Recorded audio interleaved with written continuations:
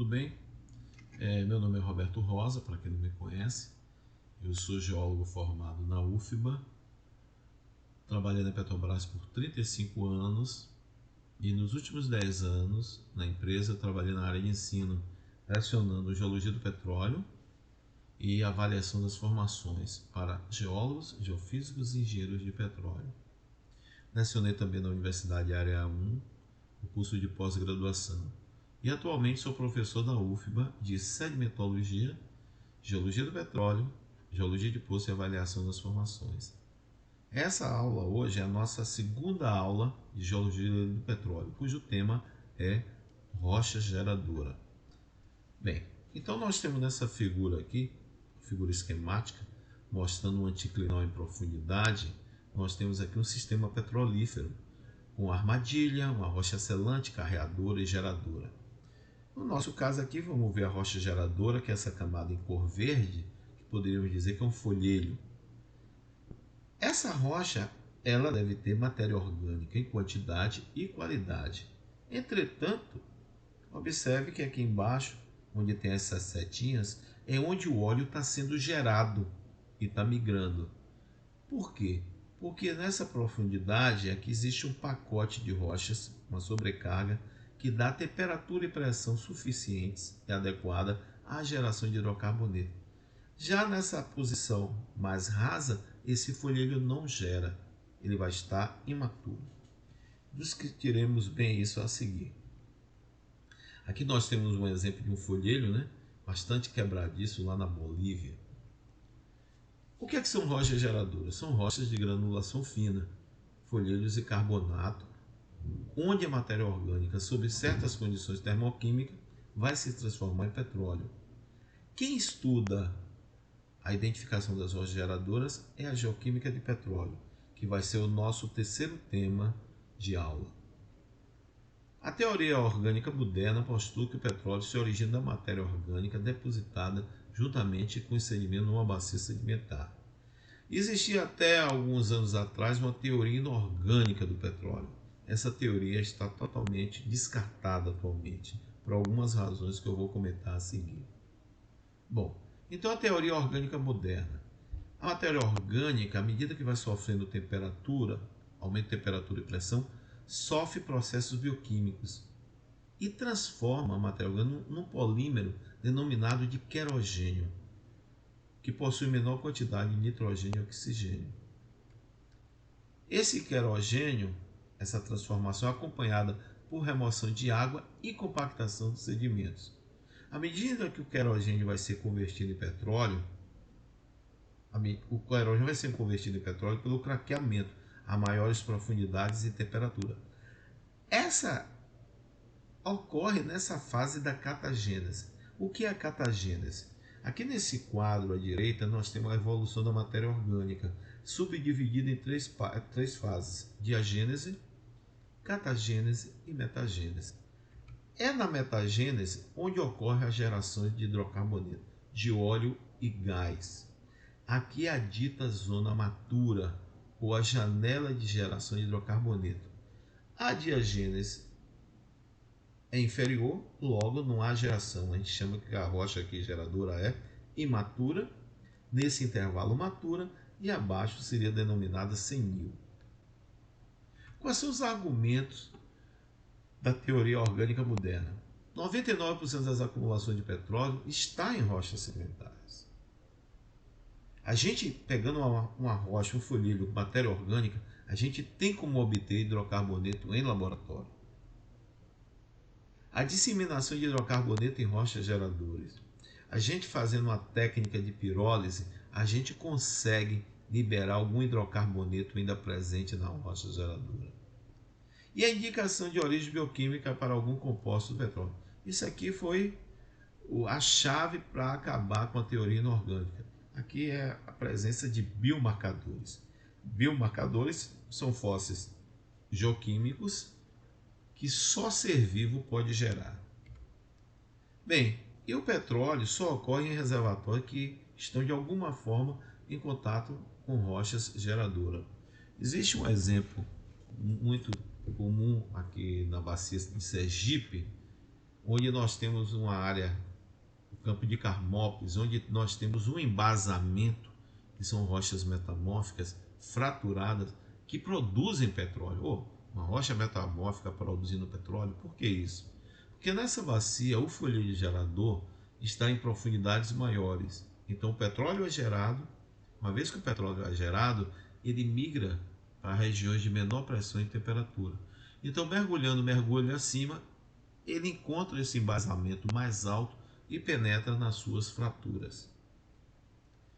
Característica da rocha geradora.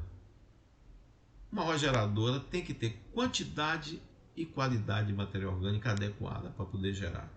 E tem que estar sendo submetida a essa faixa de temperatura, que vai dos 65 graus a 160. Se ela não atingir essa temperatura, a rocha geradora vai ser imatura. Nessa faixa de temperatura, matura, e abaixo dela, senil. Lembrando que o metamorfismo de baixo grau ocorre já aos 200 graus centígrados.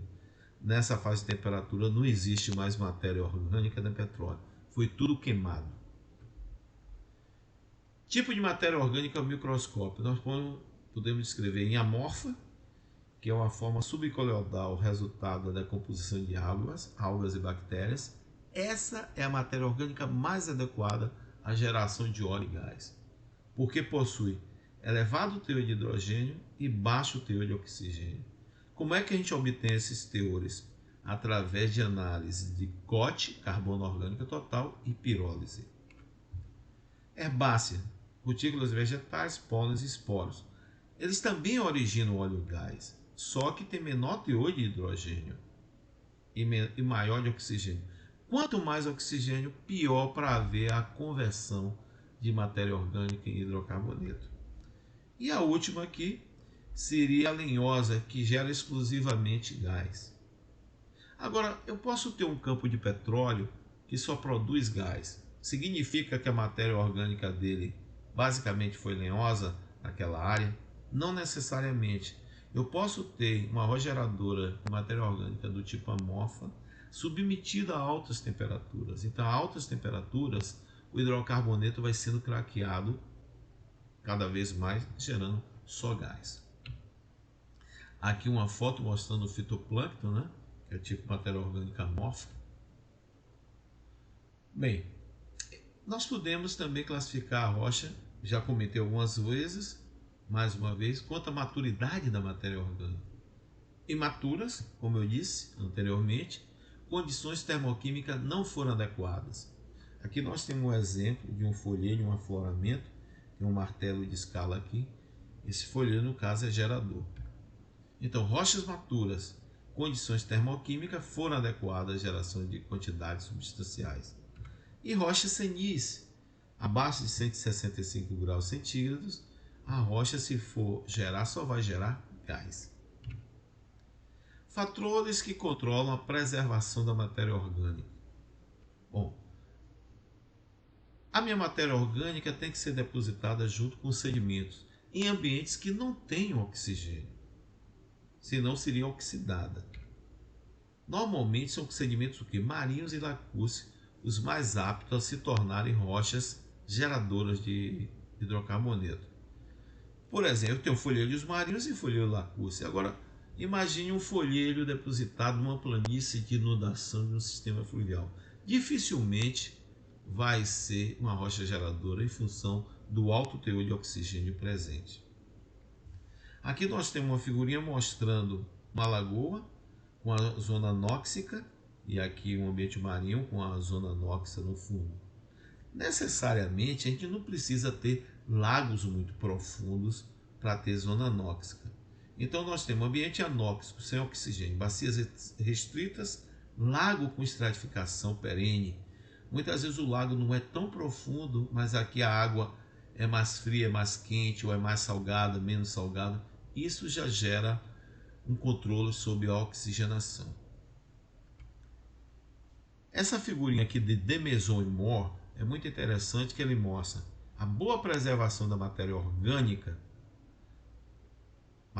de boa qualidade e baixo retrabalhamento biológico. Ou seja, para eu poder ter a geração de hidrocarboneto, Essa matéria orgânica, para ser conservada e transformada, também tem que ter ausência de saprófagos, seres que comem, que destroem a matéria orgânica.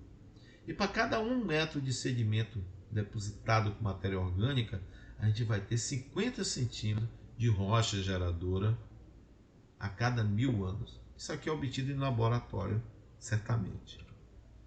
Bom, a rocha geradora, ela precisa, fora a temperatura, de tempo geológico.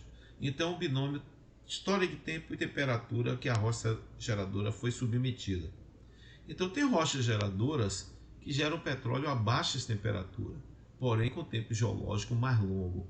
E o contrário, rochas geradoras jovens, do Mioceno ao presente, que geram petróleo em poucos milhões de anos, contanto que as suas temperaturas sejam maiores. Nas bacias sedimentares, nós temos bacias ditas frias e quentes. Essas bacias frias e quentes, elas são classificadas a depender com a espessura da crosta, onde ela se instala, e do tipo de rocha sedimentar que a preenche. Quanto menor a crosta sedimentar, quanto menor a espessura da crosta e quanto mais rochas de condutividade térmica elevada tiverem preenchendo a bacia, mais essa bacia vai ser fria. Bem, esse quadro aqui mostra os diferentes tipos de ambientes deposicionados a rochas geradoras, que vai desde um lacustre doce, um lacustre salobo, um marinho tradicional, marinho normal, marinho transicional e um marinho hipersalino. E aqui são os valores de salinidade. Aqui nós temos as principais rochas geradoras por bacia, das bacias brasileiras. Por exemplo, o tipo 3 aqui nós temos Campos, Espírito Santo, Camamu, Almada, Sergipe, Alagoas e Potiguar. Por que eu coloquei esses círculos? Aqui é muito interessante porque tanto na 3 como na 4 ocorre a bacia de Campos. 3, 4, 7 e 8. Ou seja, na bacia de Campos nós temos um gerador de ambiente lacustre salobo, um gerador de marinho tradicional, um gerador de marinho transicional e um gerador de marinho normal. 4 tipos de rochas geradoras. E como é que isso foi identificado, caracterizado? Através das análises geoquímicas e biomarcadores. Bom, aqui 2 exemplos de afloramento de rocha geradora, um na formação Candeia, na bacia do Recôncavo, e a formação Pitinga, na bacia do Tapajós. A gente não tem como pegar essa amostra, olhar na mão e dizer, essa rocha é geradora, essa não é geradora. Para responder essa questão, apenas como sabemos se uma rocha é geradora? Só com a geoquímica do petróleo, que vai ser o tema da nossa terceira aula de geologia do petróleo, vai ser a parte de geoquímica do petróleo. Bem, eu espero que tenham gostado dessa aula. Inscreva-se no canal, quem não está inscrito ainda, que sempre estou colocando aulas, seja de geologia do petróleo e da parte de perfilagem de poços. E para quem ainda não me segue no Instagram, eu tenho aqui Geologia Perfilagem R. Rosa, onde eu sempre estou postando figuras ligadas à geologia do petróleo ou à perfilagem com alguma discussão. Obrigado a todos e um abraço.